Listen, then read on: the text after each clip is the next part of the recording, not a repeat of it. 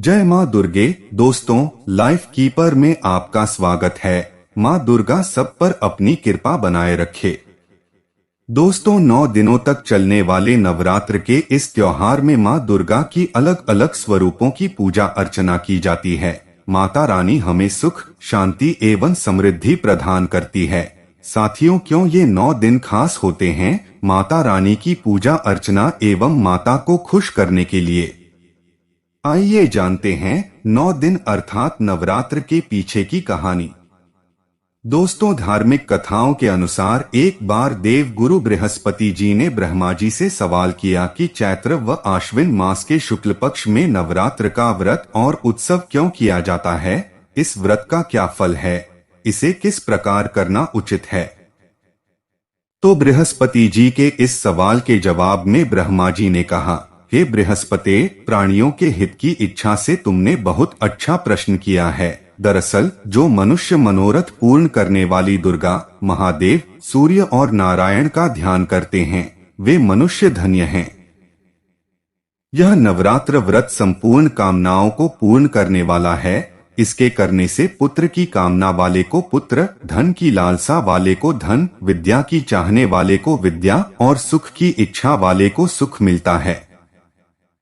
इस व्रत को करने से रोगी मनुष्य का रोग दूर हो जाता है। इससे मनुष्य की संपूर्ण विपत्तियां दूर हो जाती हैं और घर में समृद्धि की वृद्धि होती है। उसको समस्त पापों से छुटकारा मिल जाता है और मन का मनोरथ सिद्ध हो जाता है।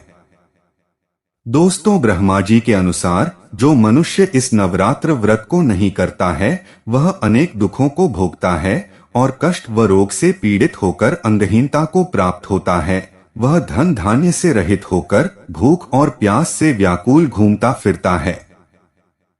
जो सधवा स्त्री इस व्रत को नहीं करती है, वह पति सुख से वंचित होती है तथा दुखों को भोगती है। हे बृहस्पति, जिसने पहले इस महाव्रत को किया है, वह कथा मैं तुम्हें सुनाता हूँ। प्राचीन काल में मनोहर नगर में पीठत नाम का एक अनाथ ब्राह्मण रहता था। वह भगवती दुर्गा का भक्त था। उसको संपूर्ण सद्गुणों से युक्त सुमति नाम की एक अत्यंत सुंदरी कन्या उत्पन्न हुई। वह कन्या सुमति अपने पिता के घर बाल्यकाल में अपनी सहेलियों के साथ क्रीड़ा करती हुई इस प्रकार बढ़ने लगी जैसे शुक्ल पक्ष में चंद्रमा की कला बढ़ती है। उसका पिता प्रतिदिन जब माँ दुर्गा की पूजा किया करता था, उसकी पुत्री सुमति भी हमेशा उस समय नियम से वहां उपस्थित रहती थी। एक दिन सुमति अपनी सखियों के साथ खेल खेल में भगवती के पूजन में उपस्थित नहीं हुई। उसके पिता को पुत्री की ऐसी असावधानी देखकर क्रोध आया और वह पुत्री से कहने लगा, अरे दुष्ट पुत्री, आज तूने भगवती का पूजन नहीं किया, इस कारण मैं किसी कुष्ठ रोगी या दरिद्र मनुष्य के साथ तेरा विवाह कर दूंगा। पिता का ऐसा वचन सुनकर सुमति को बड़ा दुख हुआ और पिता से कहने लगी, मैं आपकी कन्या हूँ तथा सब तरह आपके अधीन हूँ, जैसी आपकी इच्छा हो वैसा ही करो। राजा से, कुष्टी से, दरिद्र से अथवा जिसके साथ चाहो मेरा विवाह कर दो, पर होगा वही जो मेरे भाग्य में लिखा है। मेरा तो अटल विश्वास है, जो जैसा कर्म है उसको कर्मों के अनुसार वैसा ही फल प्राप्त होता है। क्योंकि कर्म करना मनुष्य के अधीन है, पर फल देना ईश्वर के अधीन है। इस प्रकार कन्या के निर्भयता से कहे हुए वचन सुनकर ब्राह्मण ने क्रोधित होकर अपनी कन्या का विवाह एक कुष्टी के साथ कर दिया और अत्यंत क्रोधित होकर पुत्री से कहने लगा, अपने कर्म का फल भोगो, मैं देखता हूँ भाग्य के भरोसे रहकर तुम क्या करती हो। पिता के ऐसे कटु वचनों को सुन सुमति मन में विचार करने लगी, मेरा बड़ा दुर्भाग्य है जिससे मुझे ऐसा पति मिला। इस तरह अपने दुख का विचार करती हुई वह कन्या अपने पति के साथ वन में चली गई और डरावने कुशायुक्त उस निर्जन वन में उन्होंने वह रात बड़े कष्ट से व्यतीत की। उस गरीब बालिका की ऐसी दशा देखकर देवी भगवती ने पूर्व पुण्य के प्रभाव से प्रकट होकर सुमति से कहा, हे दीन ब्राह्मणी, मैं तुझसे प्रसन्न हूँ, तुम जो चाहो सो वरदान मांग सकती हो। भगवती दुर्गा का यह वचन सुन ब्राह्मणी ने कहा, आप कौन हैं? देवी ने कहा कि मैं आदि शक्ति हूँ और मैं ही ब्रह्म विद्या व सरस्वती हूँ। मैं प्राणियों का दुख दूर कर उनको सुख प्रदान करती हूँ। मैं तुझ पर तेरे पूर्व जन्म के पुण्य के प्रभाव से प्रसन्न हूँ। तुम्हारे पूर्व जन्म का वृतांत सुनाती हूँ। तुम पूर्व जन्म में निषाद की स्त्री थी और तुम अति पतिव्रता थी। एक दिन तेरे पति निषाद ने चोरी की और चोरी करने के कारण तुम दोनों को सिपाहियों ने पकड़ लिया और ले जाकर जेल खाने में कैद कर दिया। उन लोगों ने तुझको और तेरे पति को भोजन भी नहीं दिया। इस प्रकार नवरात्र के दिनों में तुमने न तो कुछ खाया और न जल ही पिया। इस प्रकार 9 दिन तक नवरात्र का व्रत हो गया। हे ब्राह्मणी, उन दिनों में जो व्रत हुआ, इस व्रत के प्रभाव से प्रसन्न होकर मैं तुझे मनोवांछित वर देती हूँ। तुम्हारी जो इच्छा हो सो मांगो। इस प्रकार दुर्गा के वचन सुन ब्राह्मणी बोली, अगर आप मुझ पर प्रसन्न हैं तो हे दुर्गे, मैं आपको प्रणाम करती हूँ। कृपा करके मेरे पति का कोढ़ दूर करो। देवी ने कहा, उन दिनों तुमने जो व्रत किया था उस व्रत का एक दिन का पुण्य पति का कोढ़ दूर करने के लिए अर्पित करो। उस पुण्य के प्रभाव से तेरा पति ठीक हो जाएगा। इस प्रकार देवी के वचन सुन वह ब्राह्मणी प्रसन्न हुई और पति को निरोग करने की इच्छा से जब उसने तथास्तु वचन सुना तो तब उसके पति का शरीर भगवती दुर्गा की कृपा से कुष्ठ रोग से रहित हो गया।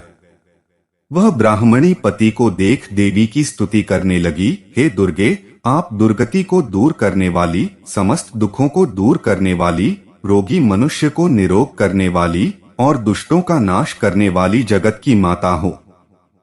हे अम्बे, मुझ निरपराध अबला को मेरे पिता ने कुष्ठी मनुष्य के साथ विवाह कर मुझे घर से निकाल दिया। पिता से तिरस्कृत निर्जन वन में विचर रही हूँ। आपने मेरा इस विपदा से उद्धार किया है। हे देवी, आपको प्रणाम करती हूँ, मेरी रक्षा करो। ब्रह्मा जी बोले, हे बृहस्पति, उस ब्राह्मणी की ऐसी स्तुति सुनकर देवी बहुत प्रसन्न हुई और ब्राह्मणी से कहा, हे ब्राह्मणी, तेरे उदालय नामक अति बुद्धिमान, धनवान, कीर्तिवान और जितेंद्रिय पुत्र शीघ्र उत्पन्न होगा। ऐसा वर प्रदान कर देवी ने ब्राह्मणी से फिर कहा कि हे ब्राह्मणी, और जो कुछ तेरी इच्छा हो वह मांग ले। भगवती दुर्गा का ऐसा वचन सुन सुमति ने कहा, है भगवती दुर्गे, अगर आप मुझ पर प्रसन्न हैं तो कृपया मुझे नवरात्र व्रत की विधि और उसके फल का विस्तार वर्णन करें। इस प्रकार ब्राह्मणी के वचन सुनकर दुर्गा ने कहा, हे ब्राह्मणी, मैं तुम्हें संपूर्ण पापों को दूर करने वाले नवरात्र व्रत की विधि बतलाती हूँ, जिसको सुनने से मोक्ष की प्राप्ति होती है। आश्विन मास के शुक्ल पक्ष की प्रतिपदा से लेकर 9 दिन तक विधिपूर्वक व्रत करें। यदि दिन भर का व्रत न कर सकें तो एक समय भोजन करें। ब्राह्मणों से पूछकर घट स्थापन करें और वाटिका बनाकर उसको प्रतिदिन जल से सींचें। महाकाली, महालक्ष्मी और महासरस्वती देवी की मूर्तियां स्थापित कर उनकी नित्य विधि सहित पूजा करें और पुष्पों से विधिपूर्वक अर्घ्य दें। बिजौरा के फल से अर्घ्य देने से रूप की प्राप्ति होती है। जायफल से अर्घ्य देने से कीर्ति, दाख से अर्घ्य देने से कार्य की सिद्धि होती है। आंवले से अर्घ्य देने से सुख की प्राप्ति और केले से अर्घ्य देने से आभूषणों की प्राप्ति होती है।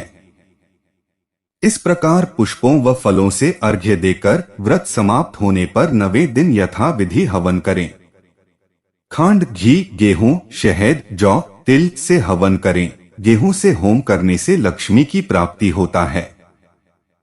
खीर एवं चंपा के पुष्पों से धन की और बेल पत्तों से तेज व सुख की प्राप्ति होती है। आंवले से कीर्ति की और केले से पुत्र की, कमल से राज सम्मान की और दाखों से संपदा की प्राप्ति होती है। खांड, घी, नारियल, शहद, जौ और तिल तथा फलों से होम करने से मनोवांछित वस्तु की प्राप्ति होती है। व्रत करने वाला मनुष्य इस विधि विधान से होम आचार्य को अत्यंत नम्रता के साथ प्रणाम करे।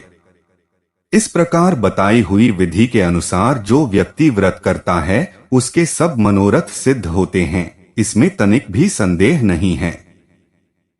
इन 9 दिनों में जो कुछ दान आदि दिया जाता है और उसका करोड़ों गुना फल भी मिलता है। इस नवरात्र व्रत करने से अश्वमेध यज्ञ का फल प्राप्त होता है। हे ब्राह्मणी, इस संपूर्ण कामनाओं को पूर्ण करने वाले उत्तम व्रत को तीर्थ, मंदिर अथवा घर में विधि के अनुसार करें। ब्रह्मा जी बोले, हे बृहस्पते, इस प्रकार ब्राह्मणी को व्रत की विधि और फल बताकर देवी अंतर्ध्यान हो गई। जो मनुष्य या स्त्री इस व्रत को भक्तिपूर्वक करता है वह लोक में सुख प्राप्त कर अंत में दुर्लभ मोक्ष की प्राप्त होता है। हे बृहस्पते, यह इस दुर्लभ व्रत का महात्म्य है।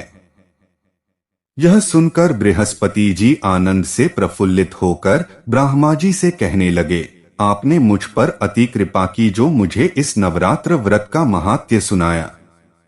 ब्रह्मा जी बोले कि हे बृहस्पते, यह देवी भगवती शक्ति संपूर्ण लोकों का पालन करने वाली इस महादेवी के प्रभाव को कौन जान सकता है। तो दोस्तों, इतनी शक्ति होती है नवरात्र के व्रत करने में। इस व्रत को करने से पुत्र सुख, धन, विद्या और सुख मिलता है। इस व्रत को करने से रोग दूर हो जाता है, घर में समृद्धि की वृद्धि होती है और समस्त पापों से छुटकारा मिल जाता है। तो एक बार आप भी बोलो, देवी भगवती की जय। दोस्तों, हमें उम्मीद है कि आपको वीडियो पसंद आया होगा। कृपया अपना कमेंट करके हमें जरूर बताएं और वीडियो को लाइक, शेयर करके चैनल को सब्सक्राइब जरूर करें और साथ में बेल आइकन को भी दबा दें ताकि जब भी चैनल पर नया वीडियो आए तो सर्वप्रथम आपको मिले। धन्यवाद दोस्तों, आपका दिन शुभ हो।